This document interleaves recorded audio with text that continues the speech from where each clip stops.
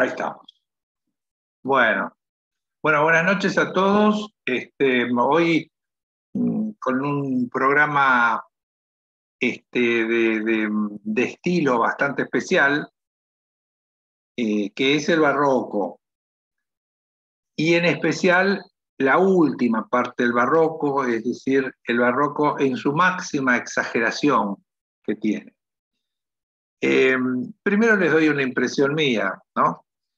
Hay muchos estilos que a mí me gustan, fundamentalmente el gótico, en la arquitectura religiosa me gusta mucho el gótico, pero debo reconocer que el barroco es tan impactante, tan seductor, tan atrayente, que uno en uno de estos templos, algunos que vamos a ver hoy, barroco, se siente realmente atraído por una magia muy particular. Acá no tiene que ver la luz, porque las ventanas no tienen colores, no hay vitrós, no hay composiciones raras. El color está fundamentalmente en los cielos rasos, en el cielo, ¿no es cierto? En el cielo que promete, fundamentalmente allí, y es un estilo que ha utilizado fundamentalmente una mezcla de arte. Cuando uno piensa en el barroco y piensa en Alemania, uno piensa en Händel, en Bach, en Italia con Vivaldi, que eran todos estos escritores donde la iglesia, digamos, los atrapa a los artistas también de la música para su obra. Es un estilo que a mí me gusta mucho, les decía, me impacta, me conmueve, emociona lo que muestra. Y hay gente que dice, no, mira, es demasiado recargado, acá hay demasiada propuesta, hay demasiadas cosas para mirar. Y sí, es cierto, uno entra en uno de estos templos y está saturado de símbolos, de figuras, de vueltas, de contravueltas, de rayos, pero fundamentalmente curvas. Hay como todo el edificio tiene como un movimiento muy especial. Yo creo que todo eso tiene una razón, tiene un origen, eso pasa por algo, no es casualidad o no es solamente el razonamiento. Eh, Este estilo surge a principios del siglo XVI, en el 1500, eh, y digamos, se extiende fundamentalmente por lo que es Alemania y sus alrededores, los franceses también, los italianos del norte, los romanos también, eh, los españoles también tienen edificios barrocos muy interesantes. Pero sucede algo en esta época que es un tema clave en lo que es la historia de la arquitectura y la historia del arte en general. Y es la reforma luterana. Surge en estos países una gran protesta contra los papas de Roma. Gran protestas que tenían que ver eh, con la corrupción, con la falta del carisma espiritual, con los intereses económicos, con los intereses políticos, y también con un tema fundamental que el luteranismo hace muchísima fuerza en eso, que es en el tema de las indulgencias. Las indulgencias es una manera de que te sean perdonados tus pecados. Ahora, en Roma, las autoridades de la iglesia habían descubierto que eso era un buen negocio. Yo te doy una bolsita con monedas y vos me perdonás a mí todo lo que yo hice y me garantizás que voy a ir al cielo. Ese era el pensamiento un poco de la gente más rica de la época, ¿no? Entonces ahí aparece San Pedro, el Vaticano fue construido con esos aportes, digamos, con esas ventas de indulgencias. Entonces Lutero se queja, y dice, esto no puede ser, la iglesia ha perdido espiritualidad, ¿cómo vamos a vender indulgencias, qué sé yo? Entonces genera todo un movimiento que es apoyado por el poder civil.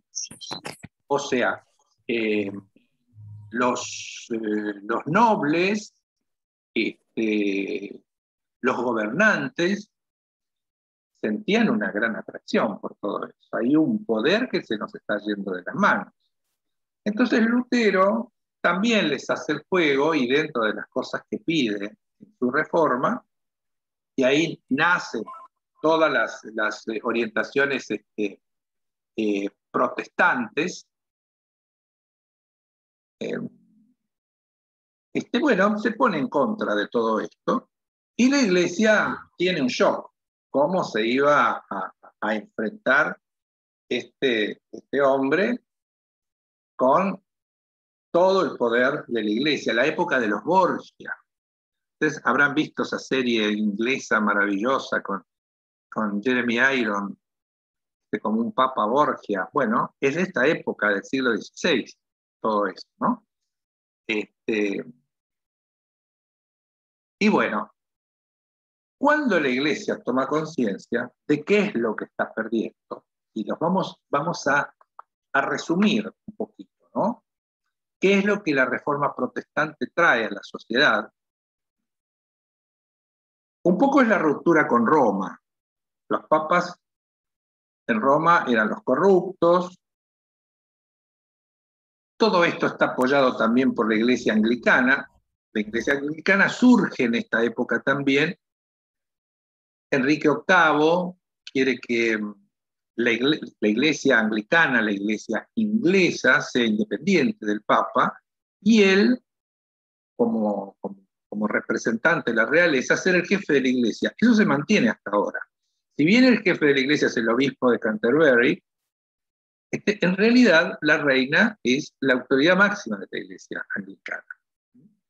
Y ahí producen también un apoyo a esta separación que propone Lutero.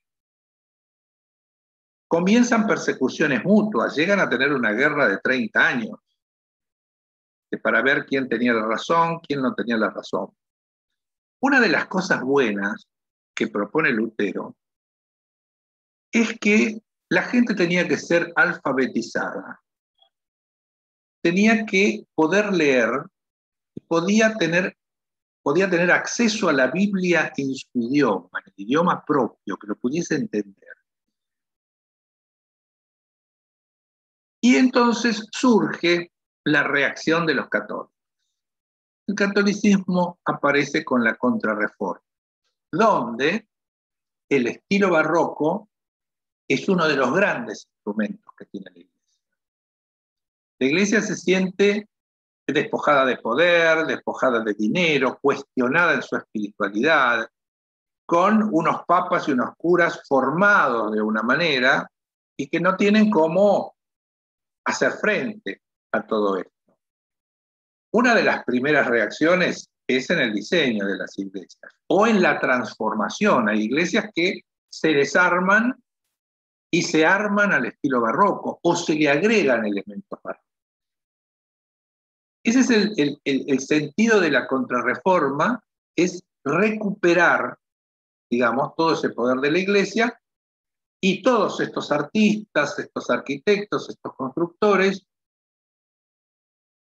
adueñarse de este estilo para llamar la atención. No es un estilo que nos habla de la espiritualidad, nos habla de la exuberancia, de la sorpresa, de la fantasía, de la falta de límites. Es un estilo muy rico. Uno entra en una de estas iglesias que vamos a ver hoy y uno se sienta y mira ese cielo raso y no es que hay un camino fácil o tiene figuras geométricas, no, generalmente esos cielos rasos representan un paraíso que hay que ganarse, no hay que comprarlo, sino ganarse. La parte de abajo, por lo general, de las iglesias son blancas, con muy poco ornamento, Y los cielos rasos, esos cielos prometidos, acá no hay cúpulas, pero hay unas pinturas,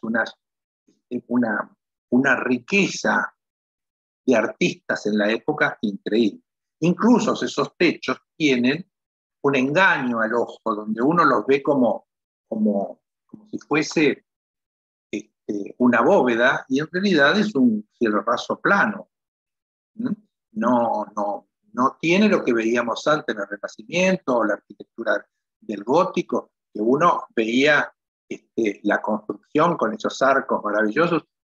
Acá hay una pintura en el cielo raso muy importante y muy rica, y que muchas veces se le agrega a otros edificios que pertenecían a otros estilos. La iglesia sale a llamar la atención. A llamar la atención en el interior. En el exterior, lo que hace la iglesia es darle movimiento, darle curvas. Quien estuvo en Roma en San Carlino o San Carlo alle Quattro Fontane, que es una iglesia muy pequeña, todo con curvas, todo el frente con curvas, adentro es un óvalo. Ya perdimos esta cosa rectangular. Ya llama mucho más la atención lo oval, lo circular, lo dorado, lo texturado, con motivos naturales, como si fuesen hojas. Pues ya vamos a ver ejemplos específicos de cada uno.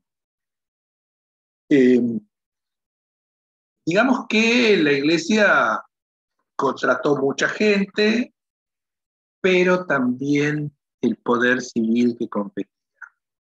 Aparecen en esta época los grandes palacios barrocos, Alemania fundamentalmente, Austria, esos palacios deslumbrantes, que no era la casa del obispo, pero era un poder que competía con esa iglesia de Roma, que ellos sentían que los habían defraudado. Y de pronto, de paso, tomaron ellos el poder, riqueza, y aparecen esos grandes castillos, las casas de los señores. Y el otro tema fundamental que aparece en esta época es la biblioteca. Muchísimos de estos monasterios, abadías, son hoy reconocidos más por las bibliotecas que por la iglesia propiamente dicho. Mucho más interesante. Vamos a ver un ejemplo de biblioteca, pero hay mucho. No era la intención de hablar de las bibliotecas barrocas, pero decíamos recién que el barroco y la contrarreforma le da una importancia a la instrucción de la gente. Entonces aparecen los libros, aparecen los copiadores, aparece gente que enseña a leer y escribir, y entonces la biblioteca empieza a tener otro lugar, otra importancia y otra riqueza. Son muy, muy decorados.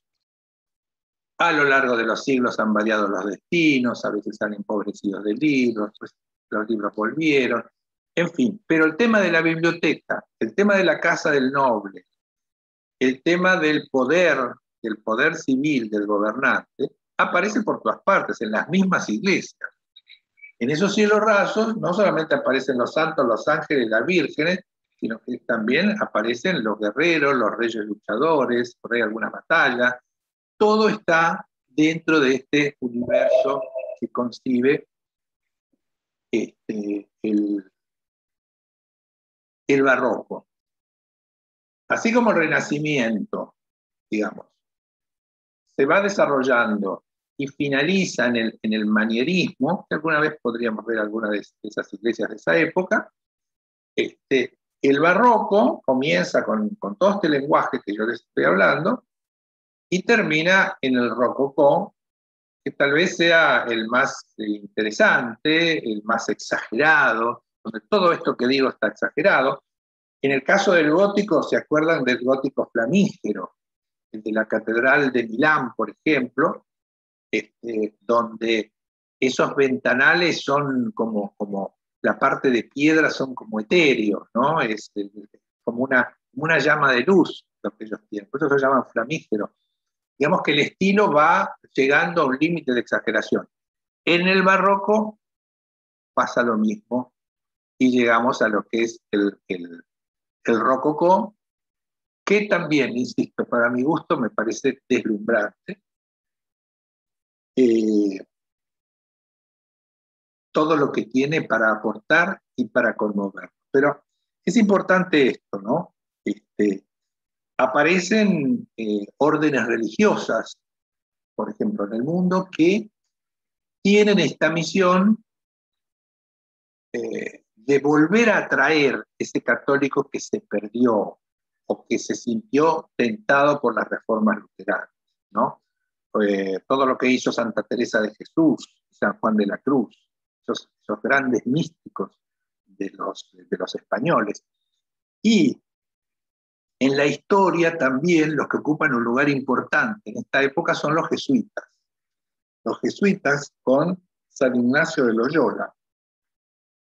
Tienen ellos en Roma, Sant Ignacio, la iglesia de los jesuitas dedicada a San Ignacio, en el centro de Roma, una iglesia muy visitada, tiene uno de los vasos más impactantes que tiene Roma. Y uno lo ve curvo, ¿no? Como el universo, así. En realidad es un cielorraso plano, pero tiene una riqueza deslumbrante y uno queda con la boca abierta. Digamos, la iglesia atrae, seduce con todo esto, y así como antes en el Renacimiento trataba de que uno entendiera, acá la iglesia está tratando de que uno sienta estas cosas que nos propone simplemente, por ejemplo, el catecismo. El renacentista por ahí trata de que uno lo entienda. Acá el barroco trata de que uno lo sienta, que no piense mucho, que diga que sí, que se sienta conmovido. Esos cielos rasos, incluso los que vamos a ver hoy, son muy fuertes, muy seguros, muy definidos, muy de convencer, también de dar miedo, si se quiere, ¿no? Porque hay escenas donde, bueno, o cumplís lo que yo te digo, sin necesidad de pagar, haciendo el camino que te propone la iglesia, para eso aprendiste a leer y leer la Biblia,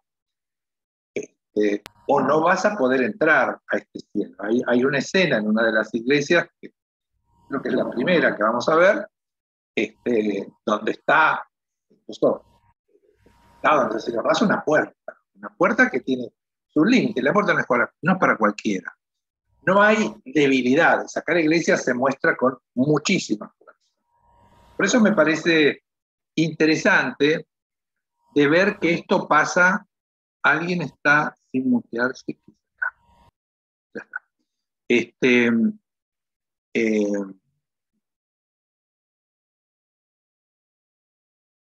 Bueno, en síntesis. Me perdí donde les estaba diciendo, pero de todas maneras, el luteranismo, el protestantismo se extendió, hoy tiene aproximadamente, superan los 900 millones de fieles, obviamente no son tanto como los católicos, apostólicos y romanos, pero son muchísimos. Las iglesias protestantes son más austeras, más sencillas,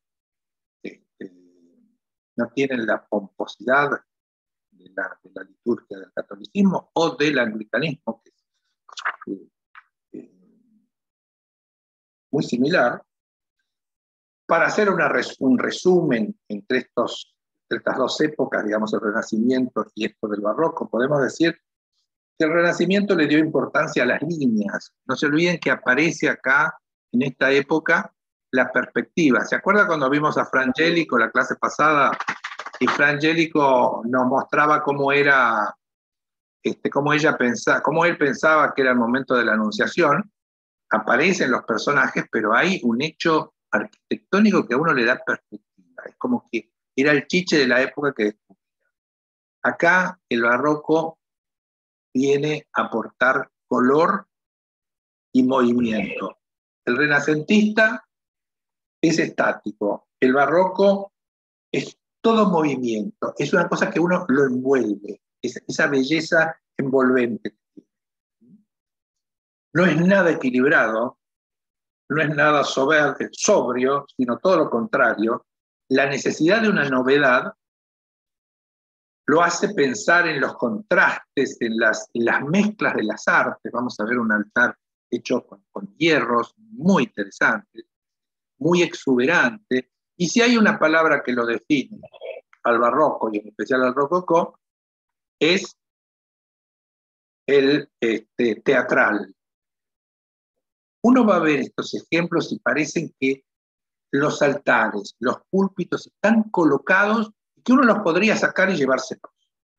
Hay una separación, digamos, entre lo que es el edificio propiamente dicho y estos elementos, como si pudiesen no formar parte de ellos. Quien conoce la Catedral de Viena sabe que esa no se construyó en un estilo barroco, pero adentro tiene altares barrocos que parecen pegados a las columnas. Son como elementos que han tomado la columna y pasan a formar parte de una mezcla muy interesante con esta catedral y otras tantas, ¿no es cierto? Es una época contra la otra.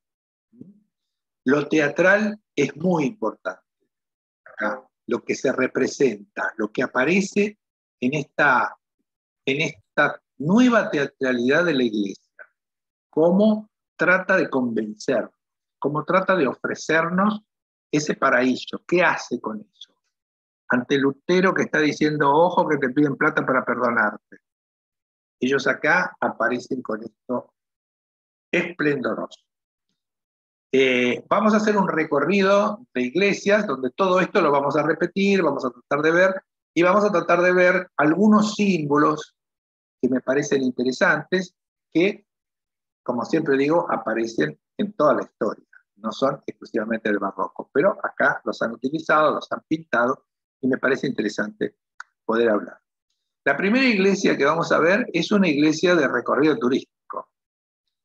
Quien ha tomado algún tour por el sur de Alemania, en la zona de Baviera, debajo de Múnich, en la zona de Baviera, casi en el límite, hay una ciudad que se llama Füssen, que uno va a esa ciudad para ver el castillo del rey Luis, que hacía esos castillos de cuentos de hadas, qué sé yo. Bueno, cercano hay una iglesia de peregrinación, que es la iglesia de peregrinación de Wies, Wies, W-I-E-S, Wieskirche.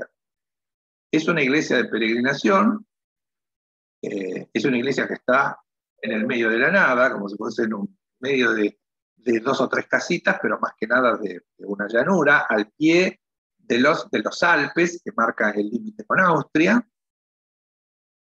Y bueno, lo vamos a ver con las formas que tiene. Es una iglesia muy famosa en los circuitos turísticos.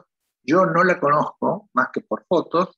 Es un lugar que a lo mejor puedo verla en algún momento. Ojalá tenga esa bendición de poder entrar allí y conmoverme con el barroco alemán, austríaco, suizo. Hoy vamos a ver más que nada Alemania, y hay una iglesia suiza de una Virgen Negra que el año pasado, cuando hablamos de las vírgenes negras, la nombramos, que era una virgen para nosotros desconocida, pero que es el santuario más importante de los suizos, ¿no? Un lugar de peregrinación. Todos estos lugares desarrollaban o les hacían desarrollar una fama de lugares de peregrinación. O sea, la iglesia, alguna historia de algún santo, de algo que haya sucedido, y la peregrinación, que es el volver a la casa, ¿no? Es decir, la iglesia se ocupa de fomentar este retorno que había estado perdiendo con la... O sea, todo armonizado. Si le sumamos a Vivaldi, a Gente, La Baja y algún otro que anda por ahí, nos mata. Uno entra en esa iglesia y ve todo esto y escucha esa música y nos vamos por arriba, decimos todo que sí, y bueno, muy, muy interesante la propuesta de este llamado que hace la iglesia con el barco. Bueno, vamos a la primera, que es la iglesia de peregrinación de Wies, en Alemania. Es una iglesia diseñada en forma ovalada. Por fuera, todas estas iglesias son austeras, no tienen adornos, nada. Solamente sobresalen estas curvas, uno puede intuir que adentro hay un óvalo, pero uno los ve por dentro lo que tiene, uy, ¿cómo será afuera? No, afuera es la austeridad, este, toda la riqueza está en el interior. E insisto en esto de las figuras de peregrinación, porque siempre aparece alguna historia, algo fomentado por la iglesia, algo de las tradiciones del lugar que hacen que sean iglesias de peregrinación. Nosotros en la Argentina también tenemos iglesias de peregrinación, ¿no? No solamente Luján, sino las provincias tienen lugares donde se peregrina. Bueno, acá se unía todo este sentido de que la iglesia te llama, volvamos a la iglesia, ¿no? Esta iglesia está hecha por los hermanos Zimmerman, que eran unos constructores, artistas del estucado y de las molduras, y lo que vamos a ver ahora. Ellos la construyen en 1745 al 1754, es decir, son 9 años que ellos se pasan decorando toda esta iglesia. La iglesia es patrimonio de la humanidad, queda muy cerca del castillo de Ludwig, este rey, donde la fantasía dice que el castillo de Disney, qué sé yo, que se creó con esta imagen. Bueno, puede ser, en realidad el castillo es un lugar alucinante, ¿no? Acá digamos, la historia utilizada para atraer a la gente era la historia de un Salvador azotado, un Jesús azotado que está encadenado a un pilar, sufriente, que en algún momento alguien lo ve llorar, le ve lágrimas que corren por las mejillas, y entonces a partir de ahí se genera toda esta historia, lo llevan a la iglesia, le dan un lugar preferencial y ahí se transforma en una iglesia de peregrinación. Podría estar este Jesús, podría no estar este Jesús, podría ser una historia, pero solamente por la belleza de lo que es un lugar que vale la pena ir, peregrinar, y si hay que ir caminando desde la ciudad, se puede ir caminando también. En invierno no, porque hay nieve, vamos a ver alguna foto. Bueno, les recuerdo, otra característica del barroco que vamos a ver acá es la mezcla de materiales, de artistas que trabajan muchos materiales. Acá insisto con la figura de la iglesia poniendo todo el asador. Hay que llamar la atención, hay que hacerlo sentir bien, les tiene que gustar esto, y ahí aparecen los grandes artistas que han trabajado. Hay dos símbolos interesantes, pero los vamos a ver directamente con la fotografía.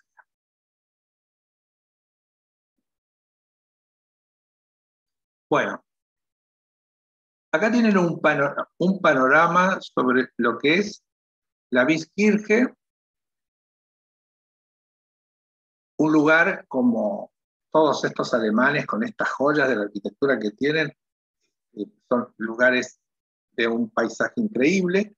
La forma de la iglesia hace entrever que adentro hay un óvalo, pero no tiene particularmente mayores detalles.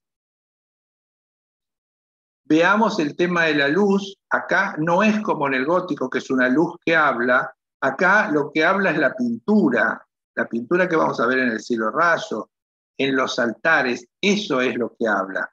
La luz es una luz que ilumina, no es una luz mágica, no es una luz espiritual que nos habla, pero sí el clima que logra. Digamos, la luz acá es un instrumento, no es un fin en sí mismo, pero que lo logra con creces, ¿no?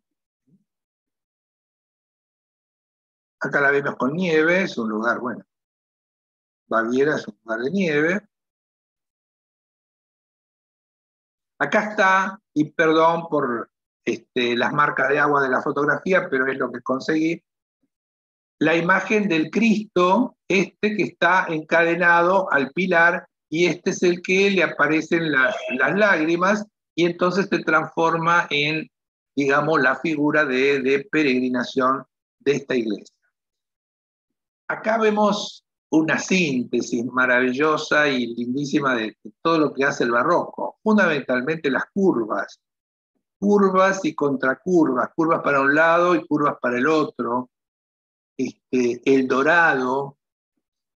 Detrás los mármoles, que en algunos casos serán mármoles naturales, en otros son trabajos de pintura que la gente de esta época, y hoy en día hay también gente que imita a los marmolados, uno le presenta un mármol con una textura, con colores, y ellos lo repiten. Son unas capacidades mágicas de transformar un revoque en una forma, en un color que se asemeja muchísimo al mármol.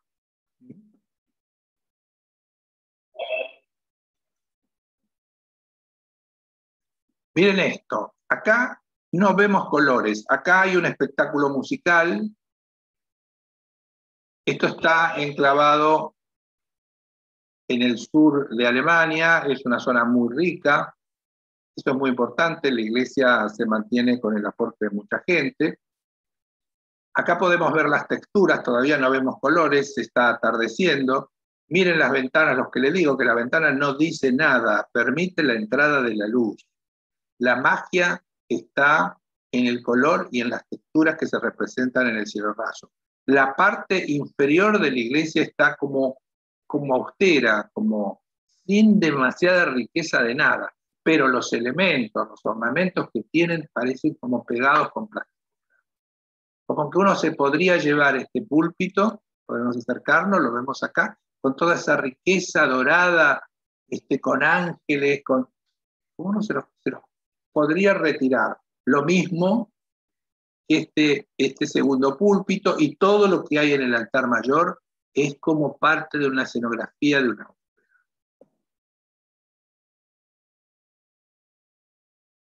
Miren lo que es esto, con la luz del día, todo lo que yo les decía antes de la parte de abajo blanca, y el cielo raso que nos promete el cielo. Eso es, uno cumple, no paga,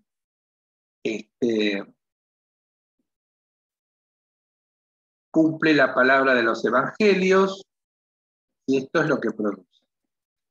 En el cielo raso, ahí lo vamos a ver varias veces porque hay distintas fotos, hay una riqueza de molduras doradas, de pinturas con colores. Acá hay un trono para el regreso de Jesús el día del juicio final. Aparecen ángeles con trompetas también por acá, después lo vamos a ver con un poco más claros. Y aparece acá también toda una legión unida por el arco iris. Usted sabe que el arco iris dentro del cristianismo es un símbolo muy lindo. El arco iris es el símbolo del vínculo, es la alianza de la divinidad con el hombre, ¿no? Es un símbolo muy lindo. Bueno, vimos fotos del mismo lugar. Indudablemente que los adjetivos quedan cortos. Es deslumbrante el lugar. Y hay que mirar para arriba y quedarse un rato. ¿Mm? Ahora, ustedes miren que acá estamos entrando de la iglesia. En la iglesia entramos, vamos hacia el altar mayor, que está allá detrás. Acá abajo, que por ahí no se ve bien, pero acá está el Cristo encadenado y el altar mayor. Cuando uno se va, lo que ve hacia atrás es el órgano, y hay una pintura en el cielo raso que me parece muy interesante que veamos. A ver si ya, no sé si es la próxima ya. No, seguimos viendo un poquitito de la riqueza del altar mayor. Todo lleno de angelitos y todo lleno de molduritas y vueltitas y trapitos y todo pegadito ahí como una entidad única, como si no formara parte del edificio, ¿no? Esto es una fotografía de un altar, no es el altar mayor, es un altar secundario, pero lo destaco por distintas cosas. Primero, lo que yo les decía, que los mármoles eran un trabajo de pintura. Acá, a pesar de la marca de agua de la fotografía, se nota con mucha facilidad cómo este revoque fue pintado con pincel. Las formas extrañas del ornamento, perdón que Beto haga ruido, un ornamento con curvas y contracurvas, como todo el edificio. Los querubines que vimos la clase pasada, miren cómo estiliza también la venera que simboliza el peregrinaje, la venera de Santiago, está absolutamente estilizada. A ver, hay alguien acá.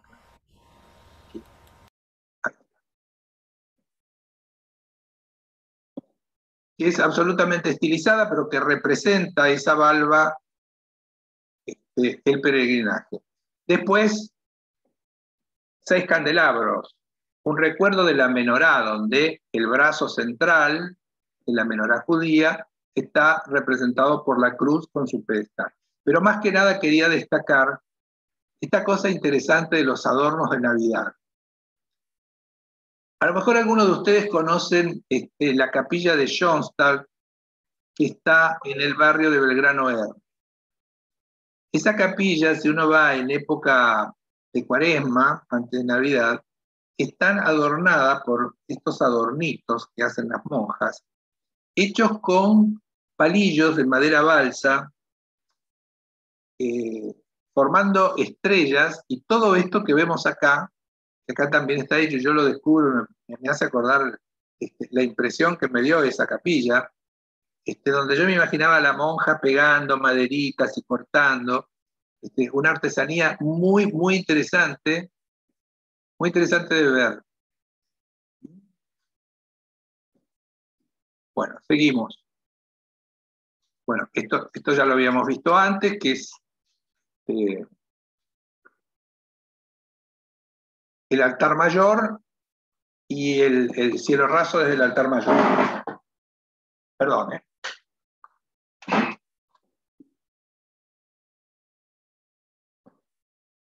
ahí te quedas.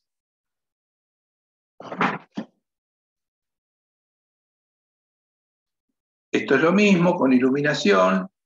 Bueno, acá vamos a lo que me llama la atención a mí y lo quiero compartir con ustedes. Esta es la parte del cielo raso que coincide, si uno baja para abajo, acá está el órgano, pero abajo está la salida, ¿no? Y en el cielo raso aparece pintado ¿qué? La puerta del paraíso. Acá el artista, la iglesia, tiene la intención de reforzar una vez más esta idea de promesa del cielo, de los justos, del juicio final. Todo eso como mensaje aparece acá en esta puerta, que además tiene un lindísimo diseño. Hay un ángel que tiene un libro, supuestamente que es la lista de los que pueden entrar. Hay una puerta de 2 hojas con una cerradura y no aparece la llave. Se supone que el ángel va a abrir para que uno pueda entrar. Y acá al lado hay un ángel caído, que no ha podido entrar, que tiene una guadaña en la mano como el símbolo de la muerte. Acá el cielo raso me está prometiendo la vida eterna. Nada más y nada menos. Yo supongo que este ángel que está acá es el arcángel Miguel, porque San Miguel Arcángel es el encargado de abrirte las puertas del paraíso. ¿Se acuerdan cuando hablábamos de la balanza que tiene el San Miguel Arcángel que está en la iglesia de la Piedad? Aparece con la espada y aparece con una balanza ¿para qué? Para pesar las actitudes positivas y las negativas de cada uno en ese momento, para determinar si se puede entrar o no. Muy fuerte el mensaje con una belleza increíble. Más arriba, y esto lo vamos a ver acá arriba, hay algo que parece un óvalo, que ahora lo vamos a analizar. Acá lo vemos también, este óvalo. Acá vemos todo el cielo raso, compuesto con el arco iris, el trono para la venida del Salvador, y la entrada al paraíso, los ángeles con las trompetas, lo vemos por ahí, y toda la moldura y la riqueza del barroco. Y acá aparece este símbolo, vamos a ver si en alguna foto lo podemos ver un poquito más de cerca. Acá es lo mismo, acá es otra vez, acá está. Vamos a ver si lo podemos ver.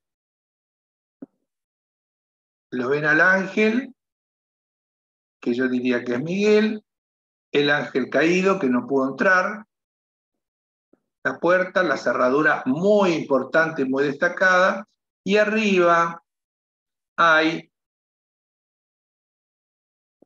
este símbolo. Este símbolo es una serpiente que se come la cola. ¿La ven? ¿Sí? Se llama uróboro. Es un símbolo de purificación que representa los ciclos eternos de la vida y de la muerte. Este significado nos remite a la naturaleza cíclica de las cosas y a la idea del eterno retorno. Es un ciclo que siempre recomienza y cuya continuidad consiste en un constante renacer, como sucede con las estaciones del año, por ejemplo. Siempre el ciclo se reproduce, siempre sucede de la misma forma. Es una manera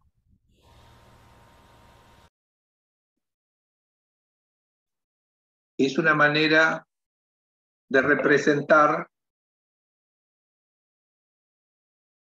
el renacimiento, el renacer. Todo esto nos está proponiendo el cielo raso, fundamentalmente con este elemento tan significativo que está acá, por ejemplo, ¿no?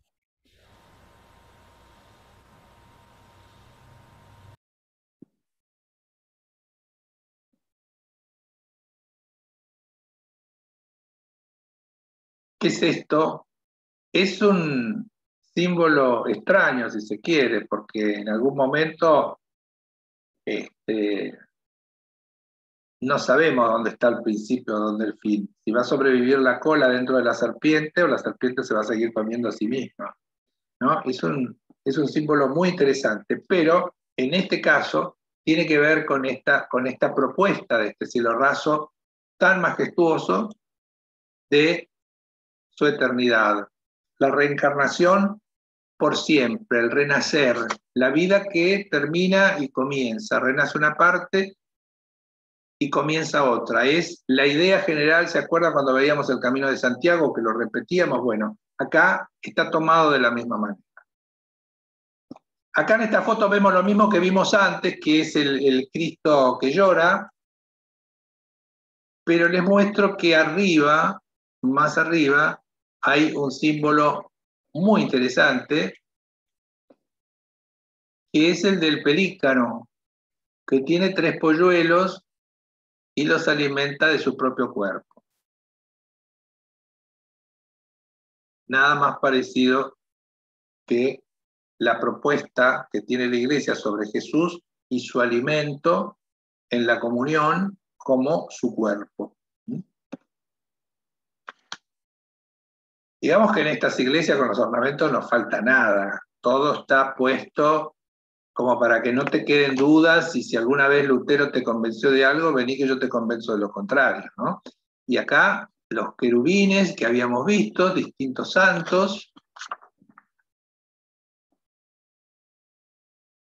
Bueno, esto para mostrarles lo que les dije de las ventanas, que no hay una luz que actúe de una manera diferente a iluminar, la teatralidad, la sensación de poner y sacar los elementos escenográficos, la riqueza, la textura, el tener que detenerte un rato a mirarlo para descubrir lo que hay, porque lo primero es un gran impacto, pero después descubrir lo que hay ahí lleva un rato, no es de tan fácil percepción todo esto.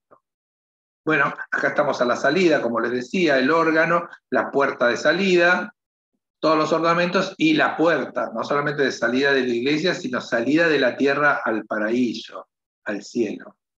Muy interesante, muy astutos estos hermanos Zimmermann para decorar la iglesia, ¿eh? Muy astutos.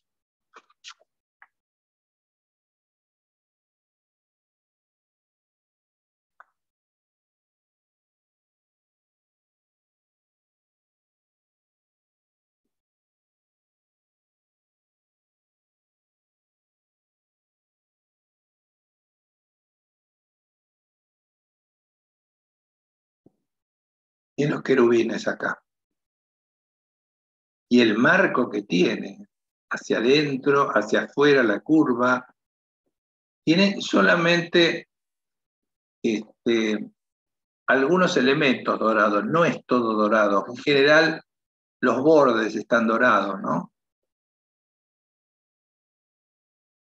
El órgano es increíble.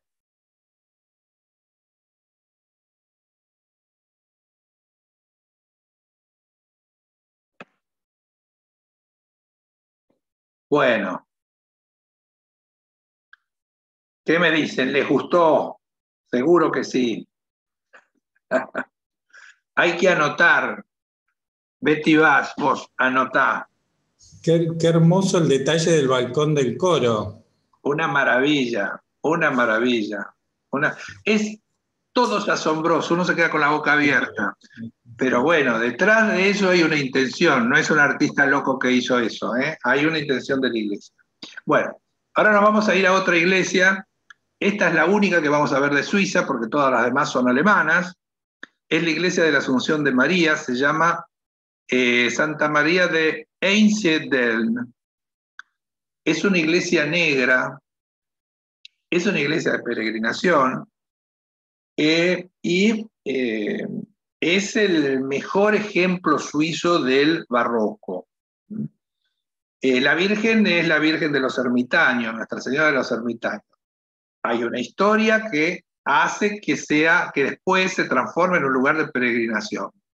La historia es que esta Virgen, en su imagen original, la tenía un ermitaño, y ese ermitaño muere en determinado lugar y después trasladan a la Virgen a este santuario. La Virgen es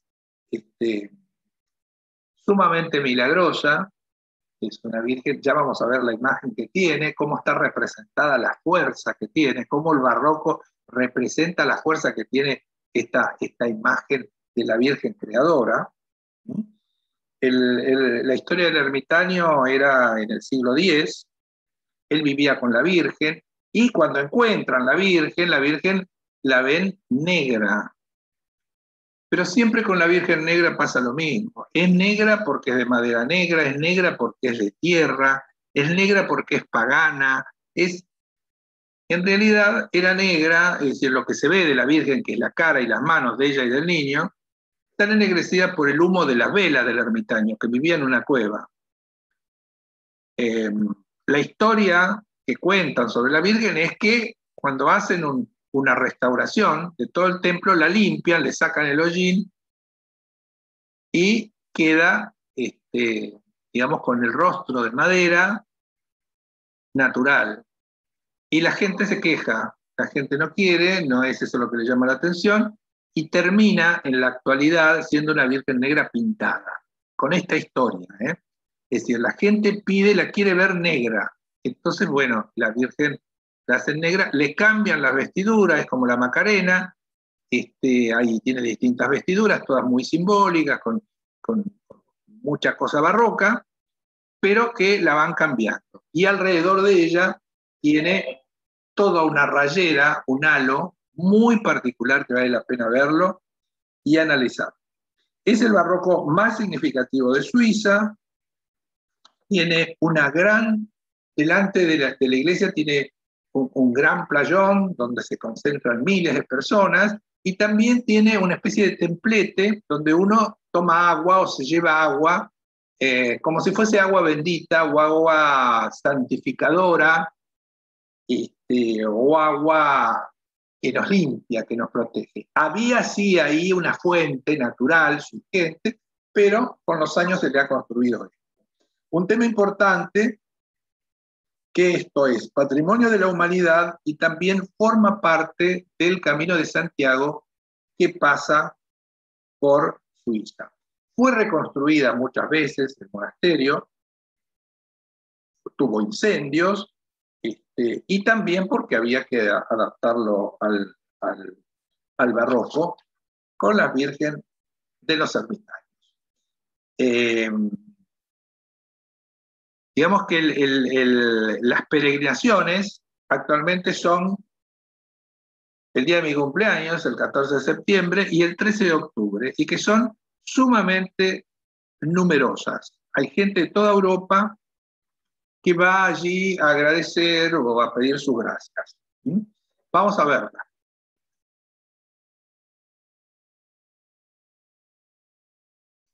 Nuevamente, lugares indescriptibles que podemos decir de Suiza o del sur de Alemania, de toda Alemania, que es muy linda, mucho verde, mucha nieve también cuando llega la temporada. Acá vemos un poco la imagen del edificio en sí, y lo que tiene de curvo es esta parte, la parte central donde está la entrada principal, tiene toda una curvatura para contrastar con todas las líneas rectas. Acá vemos este templete donde uno puede tomar el agua de la Virgen y llevársela en una botella o lavarse las manos, o me hace acordar a los musulmanes y la fuente de las abluciones, ¿no? Donde uno se limpia para entrar en el templo. Esto no es muy diferente, ¿no? Es decir, por lo menos a lavarte las manos antes de entrar al templo. El lugar es muy grande, hay mucha gente que va, hace mucho frío también, esto es en Navidad, feria de adornos, arbolito de Navidad.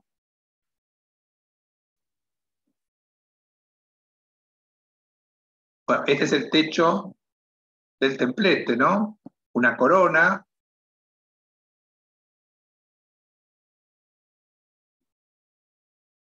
Bueno, miren ustedes lo que es adentro, tiene como distintos niveles de decoración. Acá no hay una planta ovalada, sino que es una planta rectangular.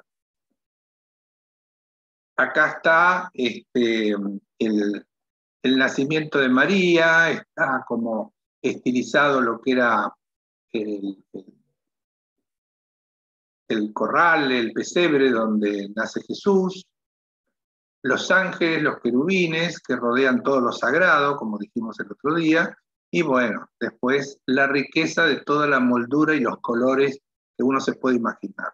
De todas maneras, el cielo raso va marcando cierto ritmo, porque estas pinturas de esta parte, de esta pequeña cúpula, no tiene nada que ver con esto, que es diferente, no tiene una uniformidad, cada sector uno lo va impactando de distinta manera.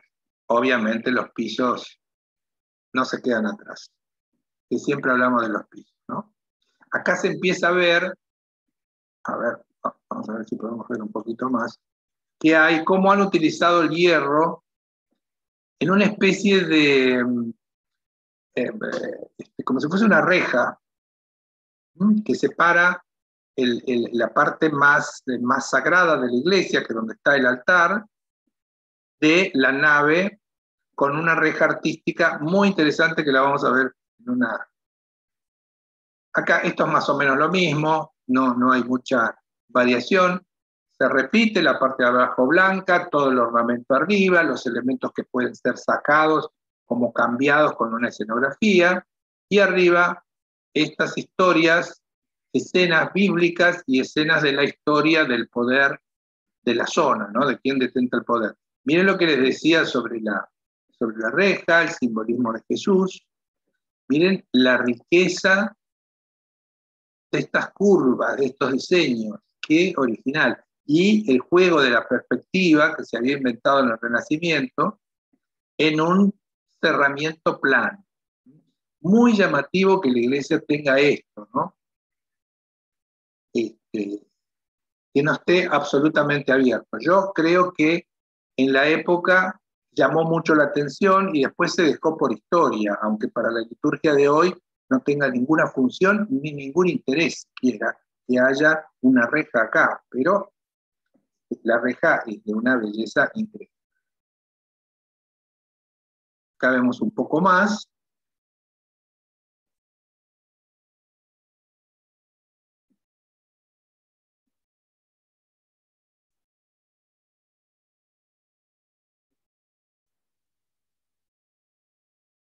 Acá vemos lo que veíamos del nacimiento.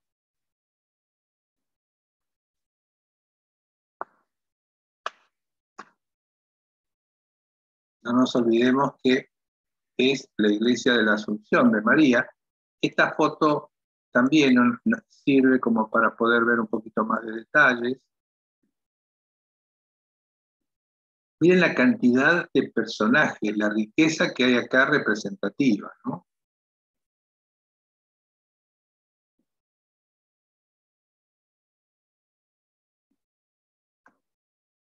Seguimos. Bueno.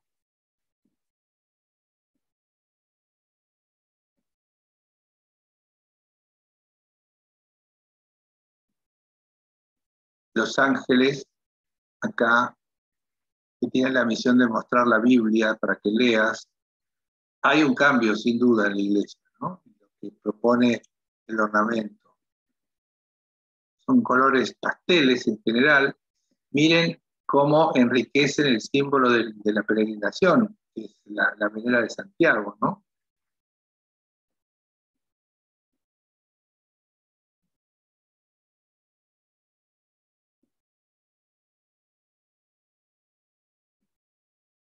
La luz es luz, como si no fuese ornamento. El ornamento no tiene que ver con el vidrio, sino que tiene que ver con la pintura. La gente acá yendo hacia el cielo, acompañada por los ángeles, ¿ven? ¿Ven los ángeles que ayudan acá? Y los otros, los pecadores, hacia el otro lado con todo el tormento y el sufrimiento. Mejor creamos en esto, ¿no? Bueno, estos también son fotos de distintos rincones, aspectos. Acá es para llevárselo, ¿no?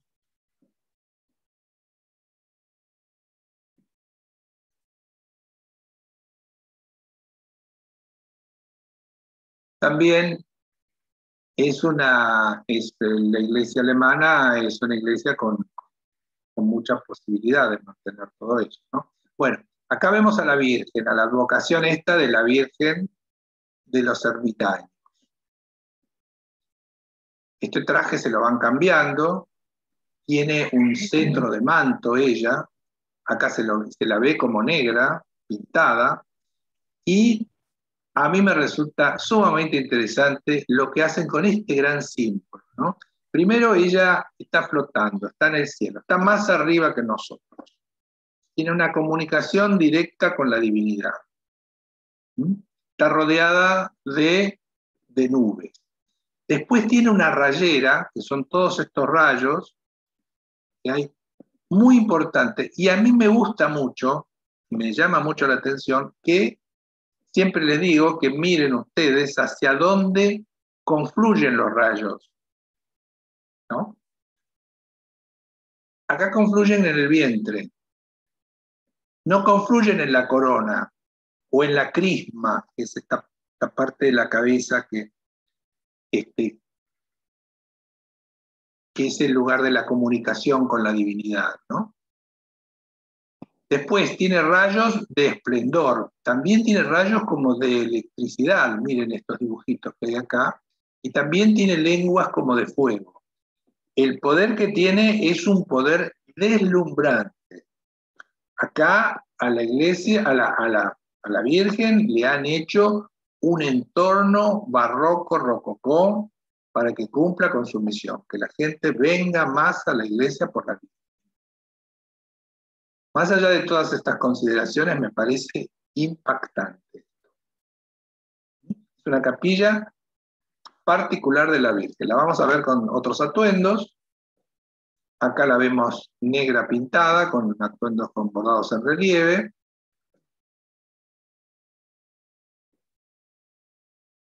Y acá hay una con María Einsiedel, la patrona de Suiza, Nuestra Señora de Einsiedel.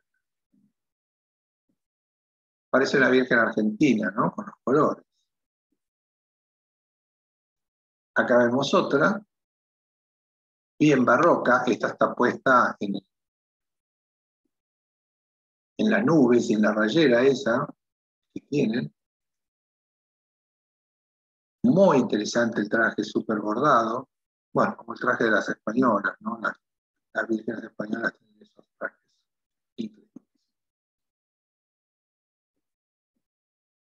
Bueno, señores, acá vimos la segunda y nos vamos a la tercera, porque tenemos otras muchas y repetir. Supongo que en la última me pueden hablar ustedes a mí. Voy a repetir lo mismo. Bueno, acá vamos a ver una abadía que se llama Abadía de Metten, en Alemania, que la quiero mostrar. La abadía es interesante, la iglesia es interesante, pero a mí me llama mucho la atención la biblioteca que tiene. Una biblioteca que no fue siempre cuidada. Por ahí hubo épocas en que la abadía estaba bajo la dirección del poder laico en la época, entonces desaparecían los libros, después aparecían. Hoy yo creo que más que la riqueza de los libros, está en la riqueza del ornamento. ¿Qué es lo que hicieron con el lugar del saber? Acá, el lugar del saber de los libros también está llamando la atención, ¿no es cierto? Así como la iglesia, el barroco, propone retornar a la iglesia, retornar a la fe católica, con todo ese esplendor que tienen, bueno, acá nos está llamando a leer, a aprender a leer y aprender a disfrutar de lo que es el saber que está en estos libros, en estos lugares. Los primeros lugares de sabiduría, de conocimiento, estaban en estos lugares. Desde la época, ¿se acuerdan la película y el libro, El nombre de la rosa? Había gente que los escribía, que eran los escritores, que los dibujaban la primera letra. Bueno, de todas maneras, acá el barroco cumple también con una misión así de deslumbrarte y de poder disfrutar esto que te ofrece. Yo te ofrezco que leas. Acá tenés una biblioteca. Hay varias, hay una que está en mi lista de posibles visitas, es la Abadía Benedictina de Melk, en Austria, cerca del límite con, cerca de Český Krumlov, esta ciudad de la República Checa. Bueno, la biblioteca que tiene es una biblioteca deslumbrante, tan hermosa como esta. Me parece que la otra es un poco más grande, pero vamos a ver esta.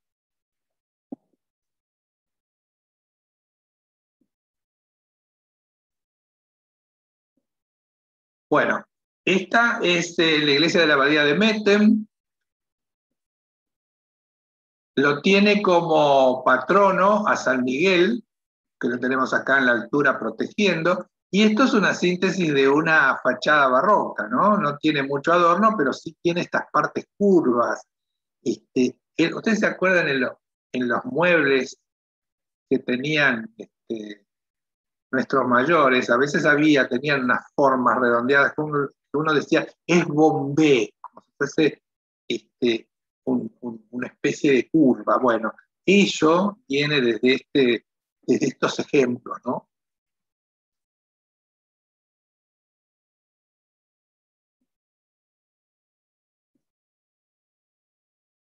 Sí, acá.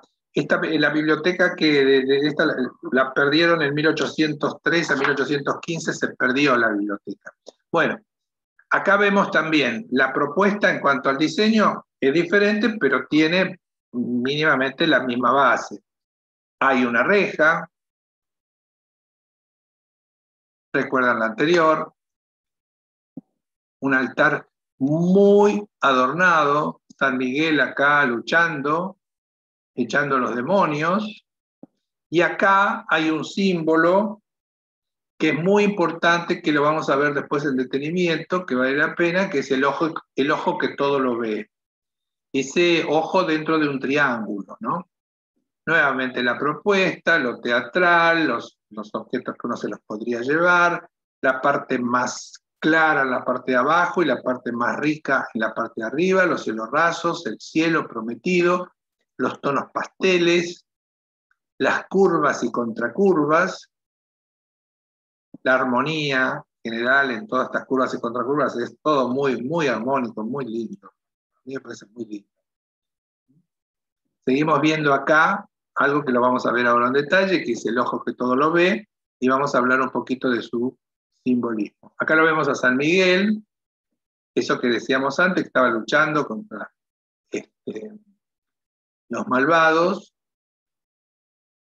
con una espada como de luz.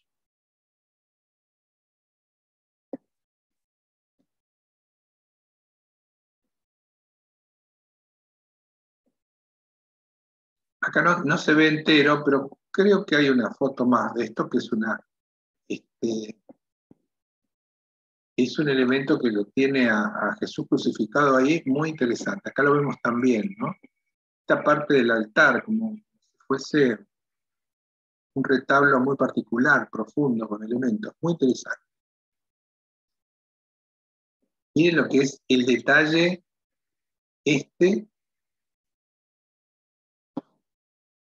con esta parte que simula un poco lo que era la entrada del edificio, esa parte que hace un globo.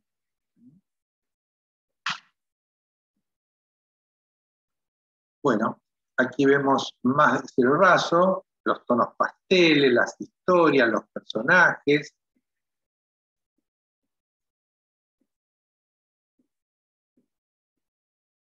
El detalle del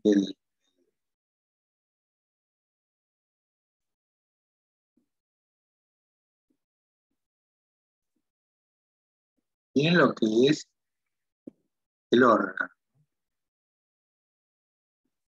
Bueno, una preciosura, acá también está el cielo raso sobre el órgano.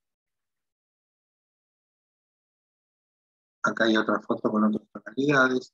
Bueno, y acá está este símbolo. Bueno, tenemos a la Virgen con el niño, los ángeles, la cornucopia de la abundancia y la prosperidad, que es esta especie de cuerno que salen flores y frutos, cornucopia de la abundancia, es un círculo, hay querubines, y por ahí se acuerda que el querubín está donde está la divinidad, hay muchos, y acá aparece el ojo que todo lo ve. Es el ojo de la providencia, el delta luminoso. Es un símbolo interpretado como la vigilancia y providencia de Dios sobre la humanidad. Vigilancia y providencia de Dios sobre la humanidad. Se encuentra dentro de un triángulo como elemento que representa la Santísima Trinidad y los rayos de poder, ¿cierto? La luz que ilumina y que todo lo ve, todo lo protege y todo lo provee. Es un símbolo que se ve muchísimo en las iglesias.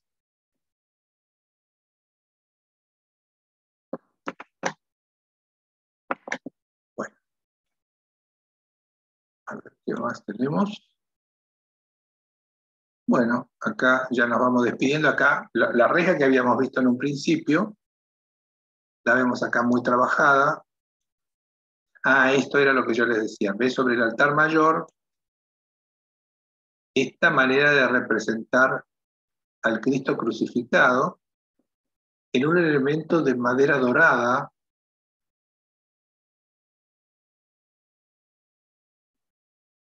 asombroso, ¿no?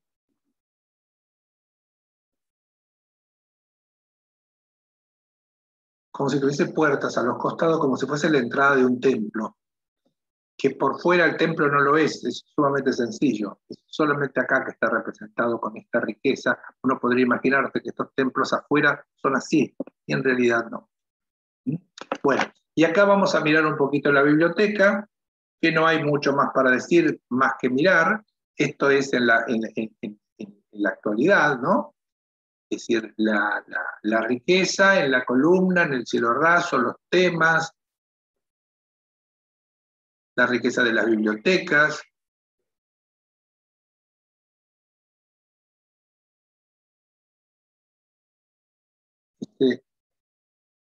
Acá vamos. Seguimos con la biblioteca. Vamos a acercarnos. Acá no tenemos espacios tan altos.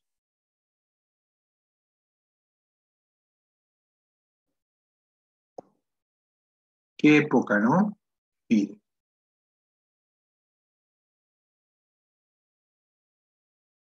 Cada columna representa una situación, como si fuese una escena teatral.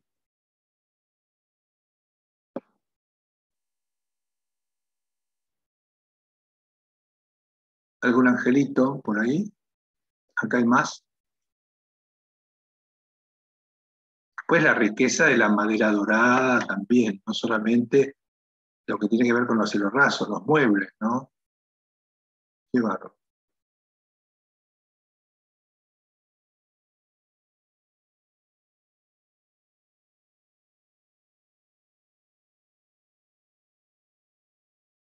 No sé dónde los leerían, pareciera que acá no hay lugar para leer. Evidentemente es un lugar para visitar, pero no como biblioteca práctica, ¿no? Porque tendría que tener escritorios o lugares para sentarse como toda biblioteca grande. Acá no se los ve, se ven los ambientes como para visitar y asombrarse. Bueno, muy bien.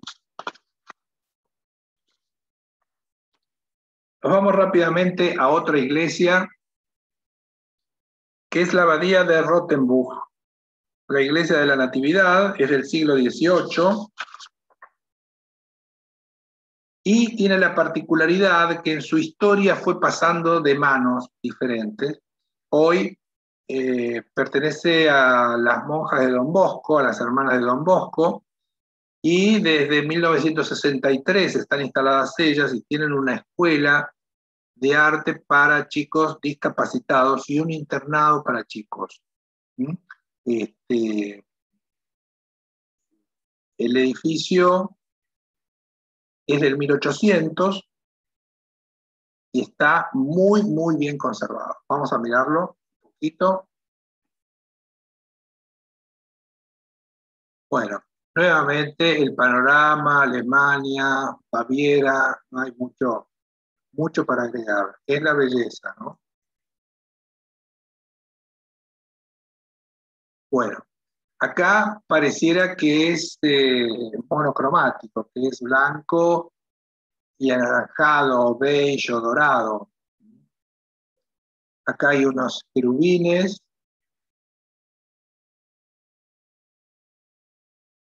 El altar para la nueva liturgia, fuera de lo que es el altar detrás de la balaustrada.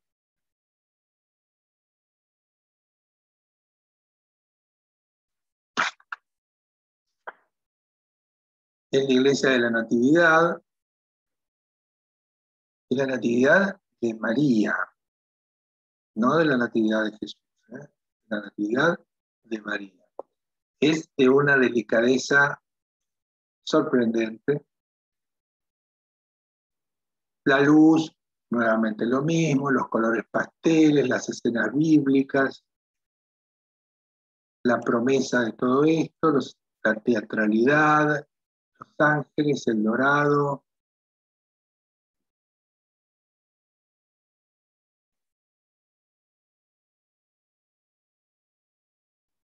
Iglesias desconocidas, iglesias de pueblos, si se quiere, impactantes.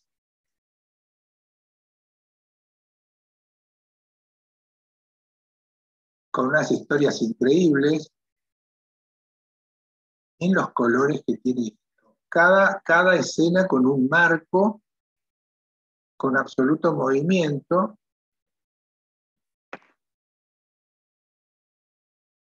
Siempre que hablábamos de la piedra clave, la piedra que sostiene el arco, acá está, pero mire cómo está representada esta piedra que sostiene este arco. ¿Se acuerda que muchas veces hablamos de la piedra clave? La que tiene que estar puesta desde arriba. Bueno, el barroco hace esto con ese simbolismo, ¿no? También hay luminarias actuales.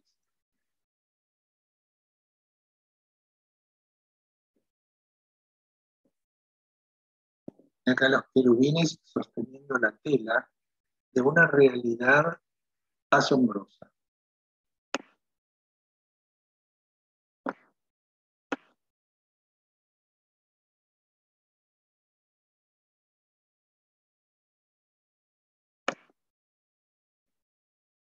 Miren cómo enmarcar las escenas, estas parecen escenas militares.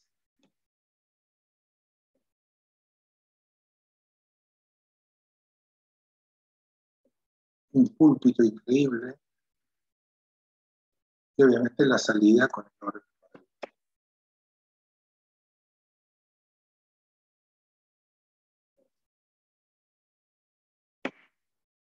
Alguien hablaba de las escaleras y el detalle de las escaleras. Miren la riqueza que tiene. Y el ángel volando, por supuesto.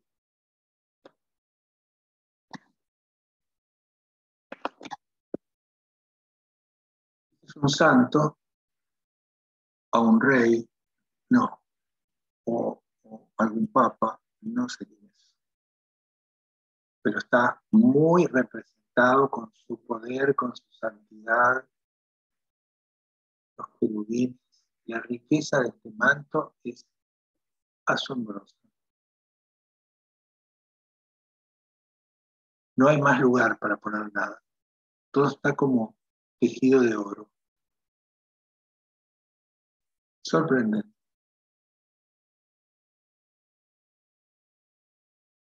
Bueno,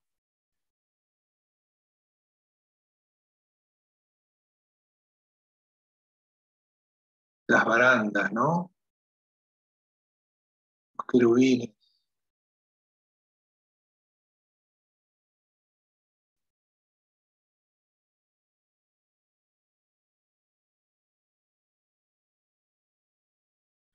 Miren esto como un agregado. Todo. Podríamos tomar cada uno de estos elementos y hablar. Acá está el ojo que todo lo ve también. Los ángeles en movimiento, suspendidos, volando. La Virgen. Un detalle del cielo raso.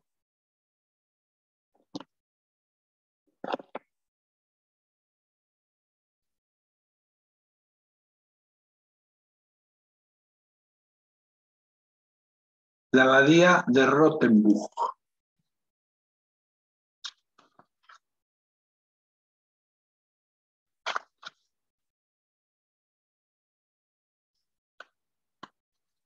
Ahora nos vamos a ir a una iglesia que es la iglesia de Steinhausen. Esta iglesia también fue hecha por los hermanos Zimmermann, que hicieron la primera iglesia que vimos, la de Wies. Esa que estaba en el medio de la nieve, que era pequeña. Esta fue construida en 1728, durante 5 años. Hoy también pertenece al Camino de Santiago, que va por Alemania, el brazo que va por Alemania. Se lo puede ver a Santiago en el techo, en algún lugar. Y es un lugar también de peregrinación y tiene un símbolo muy importante que es una fuente en el cielo raso. La vamos a ver para hablar de lo que es esa fuente, ¿no? ¿Qué simboliza esa fuente? Nuevamente nos vemos con una iglesia sencilla, pensando lo que tiene adentro. Steinhausen.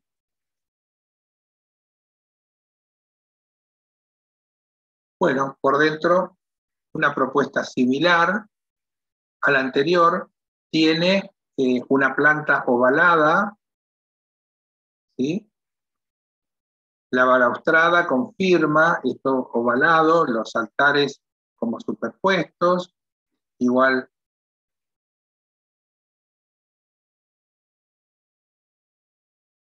que las anteriores. El púlpito como para llevárselo. Y arriba el cielo raso, donde está este paraíso prometido, este cielo, esta cosa de felicidad y de armonía que propone esta iglesia. Y tiene una fuente que tira agua acá, ¿sí? Ahora vamos a ver un poquito más de detalle. Miren lo que es este cielo raso. Absolutamente sorprendente, un paraíso con mucha planta, un cielo increíble que está a su vez en distintos planos, está mucho más arriba, y acá, justo debajo de lo que es acá está el altar mayor, o sea, justo debajo del altar mayor, aparece la fuente en el cielo raso, ¿no? Aquí arriba, que acá no se ve. Este es el altar mayor, miren qué linda esta balaustrada, bordeando el altar, con ángeles acá acostado. Mírenlo acá, al amigo San Miguel, que tiene la espada y que tiene la balanza. ¿Se acuerda que hablamos antes de la puerta? San Miguel. Bueno, acá tenemos, abajo tenemos el altar mayor, ¿sí? Que vemos cuando entramos. Y arriba, el cielo raso, entre todo ese paraíso, toda esa promesa, llega a mostrarnos esta fuente como centro de la composición. El agua siempre simboliza fundamentalmente la vida. En casi todos los mitos de la creación del mundo, el agua representa la fuente de vida y de energía divina. Representa la fecundidad de la tierra, la fecundidad de los seres vivos. Las grandes religiones y los caminos espirituales expresan su encanto por las aguas a través de sus ritos de iniciación. En la mayoría de las religiones, el agua tiene un significado de purificación, renovación, liberación, fertilidad y abundancia. Miren todo lo que promete esta iglesia.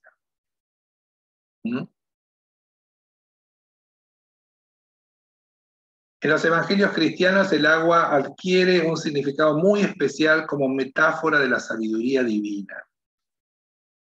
Dice por ahí, el que beba de esta agua volverá a tener sed, pero el que beba del agua que yo le dé no tendrá sed jamás, sino que el agua que yo le dé se convertirá en él en fuente de agua que brota para vida eterna. Fuertísimo. ¿Cómo no creer? ¿Cómo no querer eso? ¿No es cierto? También es una iglesia del Camino de Santiago y también es patrimonio de la humanidad por la UNESCO. Muy interesante el simbolismo de la fuente.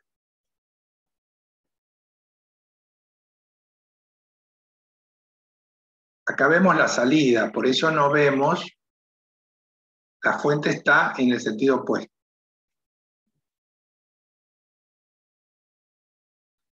Esto se lo muestro porque me llama la atención. Esto es el conjunto de altar nuevo y ambón nuevo. Probablemente hagamos una clase sobre estos nuevos altares que surgen en las iglesias tradicionales. Cuando aparece el Concilio Vaticano II y cambia la ubicación del sacerdote y da una serie de pautas para el funcionamiento de las iglesias, aparecen los nuevos altares. Uno puede pensar, no tiene nada que ver esto con el resto de la iglesia, y sí, es cierto, ¿no? Desde el punto de vista del diseño, no tiene nada que ver. Pero las iglesias son, por lo general, un rejunte de estilos y de artistas que trabajan a lo largo de varios siglos.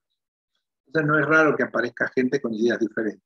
De todas maneras, esto es un altar de última generación, un cubo, comparado con lo que era el altar de la época. Bueno, ¿algún detalle más?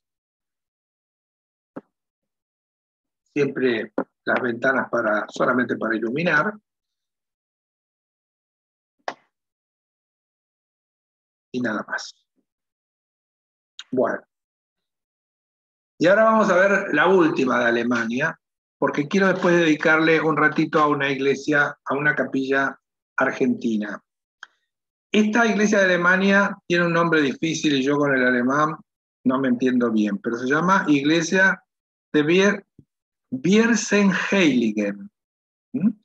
Es una iglesia de peregrinación, es una iglesia que tiene cada año aproximadamente 1 millón de personas que la visitan, y tiene una historia muy interesante, se llama la Iglesia de los Santos Auxiliadores.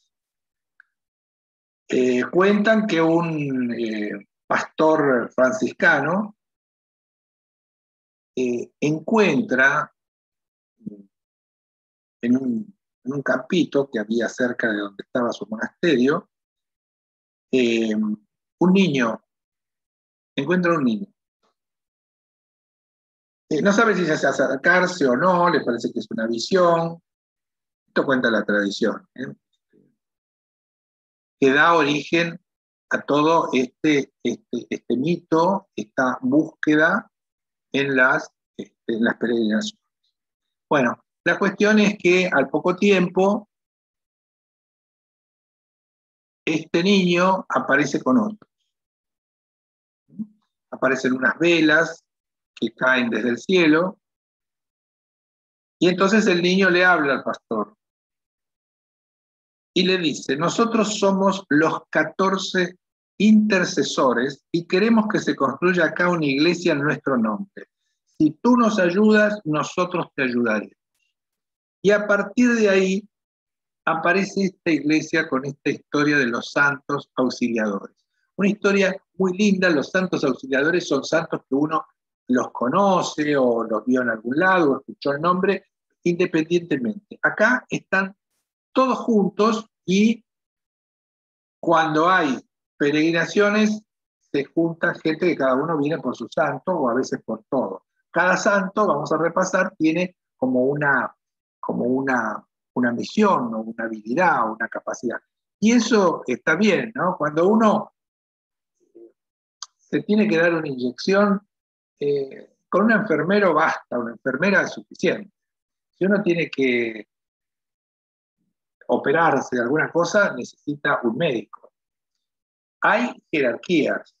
Si a mí me duele la garganta, por ahí le puedo pedir a San Blas que me ayude, ¿no es cierto? Es decir, está bueno eso de conocer las jerarquías y no dirigirse a la divinidad más importante, a la divinidad superior, por cosas que no son tan importantes y que por ahí las puede resolver este tipo de personajes que nos cuenta la Iglesia, como estos santos, que ahora vamos a ver para qué sirven estos santos.